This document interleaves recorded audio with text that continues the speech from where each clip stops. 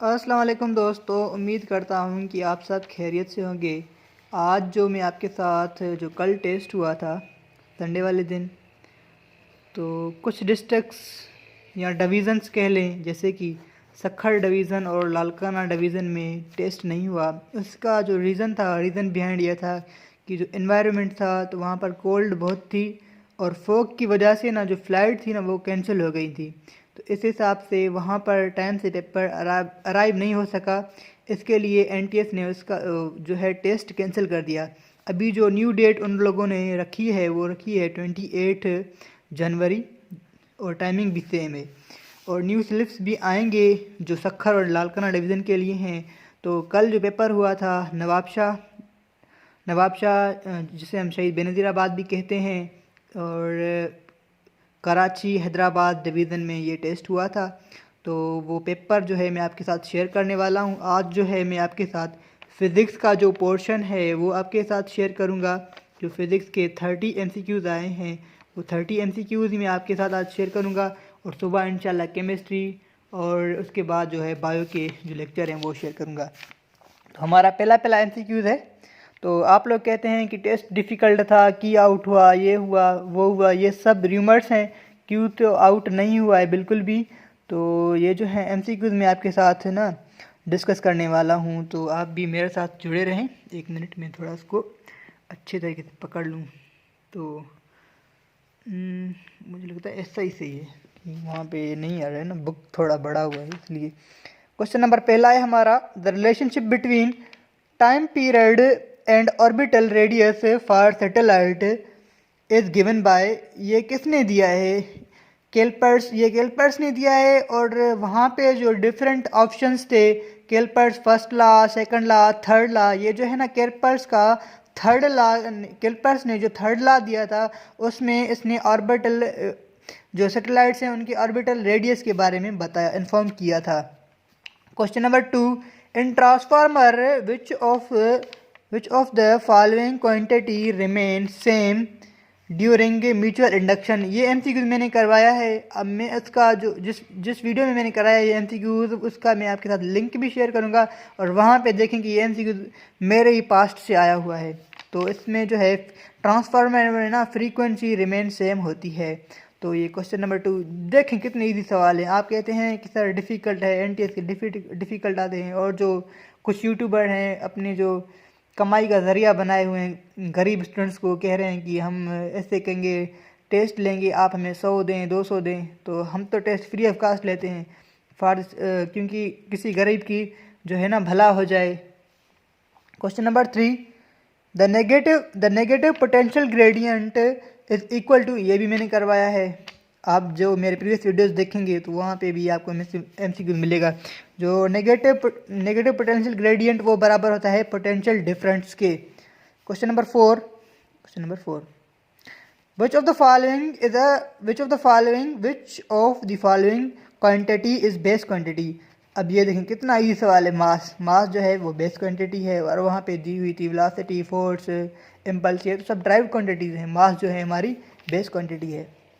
The slope of momentum time graph is equal to. ये भी मैंने एमसीक्यूज कराया है। ये बराबर होता है फोर्स के। जब आपका स्लोप चेक करेंगे तो फोर्स के बराबर होगा, जब आप एरिया निकालेंगे तो वो इम्पल्स के बराबर होगा। Question number 6, which of the following quantity is supplementary. अब इनमें से कौन सा क्वांटिटी है वो सप्लीमेंट्री है? रेडियन एंड स्टेड्रॉन जो हैं ये दो हमारी सप्लीमेंट्री क्वांटिटीज़ हैं। The dot product of force and velocity is. जो डॉट प्रोडक्ट होता है फोर्स एंड वेलोसिटी का वो क्या होता है? पावर। ये एमसीक्यू मैंने करवाया है। देखें कितने एमसीक्यू मेरे रिपीट हुए हैं, 4-5। तो अभी तो 6 एमसीक्यूज में तो 4 जो है ना मेरे पास से आए हैं। देखिए इतना इजी सवाल, इजी क्वेश्चंस होते हैं। If we double the magnitude of charges and double the distance between the charges then the magnitude of force will becomes. अभी हम कह रहा है कि मैग्नीट्यूड ऑफ फोर्स किसके बराबर होगा? आपने पढ़ा होगा कूलम्स लॉ। ये कूलम्स लॉ से आया है और मैंने आपको कूलम्स लॉ पढ़ाया है। एफ होता है डायरेक्टली प्रोपोर्शनल होता है Q1 Q2 upon R square की। जब हम यहाँ पे प्रोपोर्शनलिटी का साइन ख़त्म करेंगे तो एफ बराबर होता है के कूलम कांस्टेंट बराबर होता है Q1Q2/r²। तो क्या करते हैं, हम चार्जेस को डबल कर रहे हैं, ये 2 सही है, चार्जेस को डबल कर रहे हैं, 2 और 2 ये भी 2, इसको भी डबल किया, इसको भी डबल किया, कि कितने हुए 4 टाइम्स। और ये रेडियस को भी डबल कर रहे हैं, मीन्स 2 का स्क्वायर लेंगे वो 4, जब 4 से आएंगे तो 4 से कैंसिल, तो ये क्या होगा, रिमेन सेम। तो क्या रहेगा हमारा फोर्स, क्या रहेगा, force will become remain same. Easy question. इतनी आप कहते हैं कि सर न्यूमेरिकल तो टफ होते हैं, ये टफ न्यूमेरिकल है बिल्कुल। ये जो है फर्स्ट जब आप इलेक्ट्रोस्टैटिक्स चैप्टर ओपन करेंगे तो वहाँ पे ये आपको मिलेगा। Impulse is equal to, impulse किसके बराबर होता है, यहाँ पे ऑप्शन दिए हुए थे, ऑप्शन ए में था चेंज इन मोमेंटम, बिल्कुल सही बात है, या product of force and time, जो वो बराबर होता है product of force and time के। इम्पल्स जो हमारी बराबर होती है product of force and time के। हाँ, ये क्वेश्चन नंबर जो है आई थिंक 11 होगा शायद। तो एमीटर, वहाँ पे लिखा हुआ है आर्मीचर, नहीं ये एमीटर कह रहा है, थोड़ी सी क्या है जो है ना प्रिंटिंग मिस्टेक है। Ammeter is a connected in dash dash in circuit. Ammeter जो हमारी कनेक्ट होती है सर्किट के साथ, वो कैसी कनेक्ट होती है, वो होती है सीरीज़ में। और वोल्ट मीटर जो हमारी कनेक्ट होती है वो होती है पैरेलल में। ये एमसीक्यू याद कर लें। जो 28 को संडे के दिन जो होगा ना टेस्ट, उसमें हो सकता है कि यही क्वेश्चंस आए। जब पीएमसी ने पहली बार टेस्ट कंडक्ट करवाई थी तो कोविड में, तो मुझे याद, मेरे जो सीनियर्स हैं वो उन्होंने पेपर दिया था, जिनका कोविड पॉजिटिव हुआ, उनका जो टेस्ट था 15 दिन बाद हुआ। तो उसमें जो है ना, तो मोस्टली जो एमसीक्यूज थे ना वो रिपीटेड थे। अगर आप में से भी कोई कोविड का बेच के जो है एक स्टूडेंट होगा, उसको पता होगा। The slope of the following drop spherical due to, जहाँ पे थोड़ा सा मिस्टेक है, द स्लोप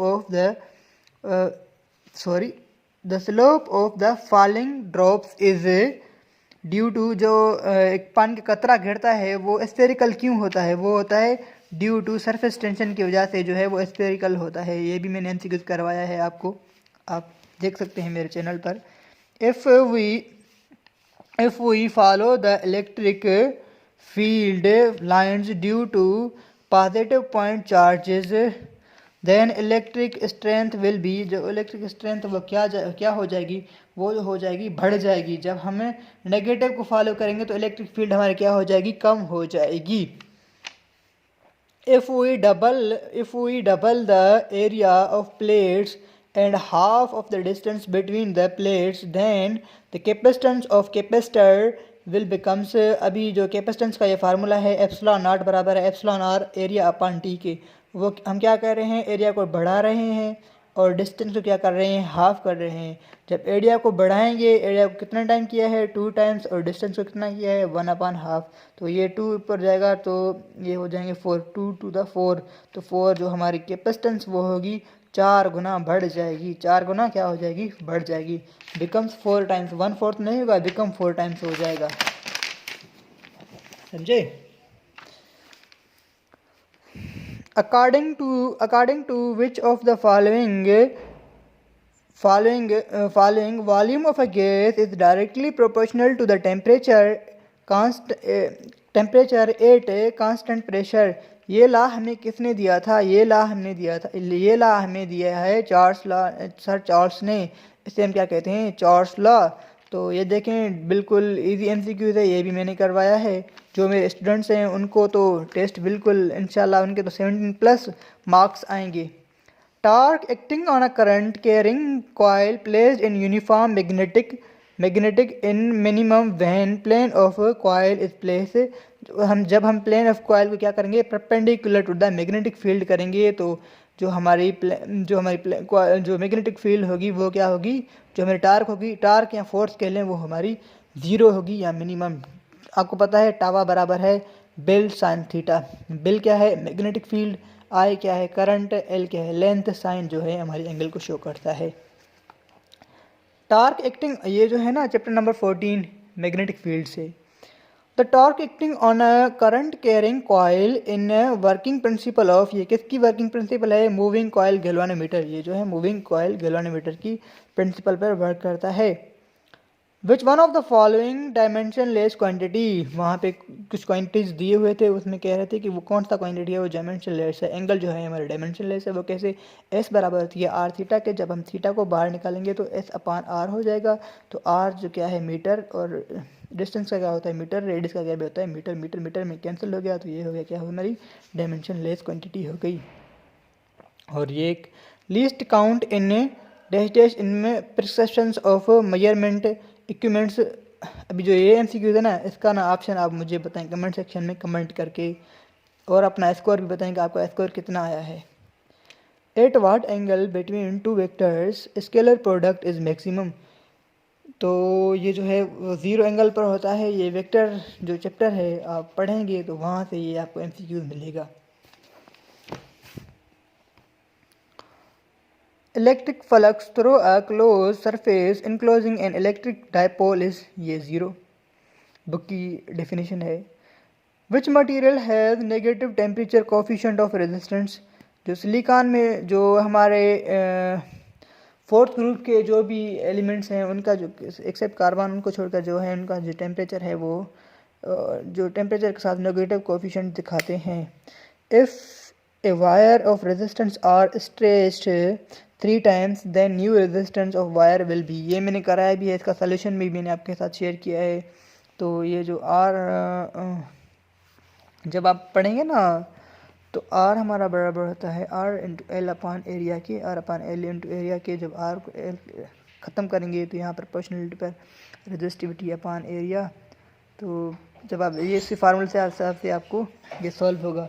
तो उम्मीद करता हूँ कि ये लेक्चर आपको पसंद आया होगा। इंशाल्लाह नेक्स्ट जो हम मेरी वीडियो होगी वो आपके साथ बायोलॉजी का जो है ना पोर्शन वो आपके साथ शेयर करूँगा। सही है, बायोलॉजी का, उसके बाद केमिस्ट्री शेयर करूँगा।